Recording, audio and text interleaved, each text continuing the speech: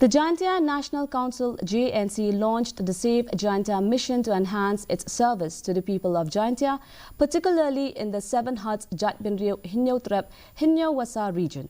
The mission aims to address various critical issues affecting the Jaintia community. Addressing the media at Shillong Press Club, General Secretary of JNC Shri Wanchwa Suting said, to strengthen the Jaintia Hills Autonomous District Council, improving its weaknesses and failures to better save the people of Jaintia.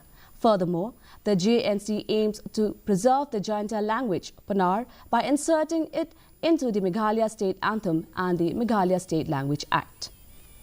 Point number 1 is to strengthen the JHBC. When we turn towards JHBC, we see lots of weakness and failures in JHBC and its service that needs to be improved.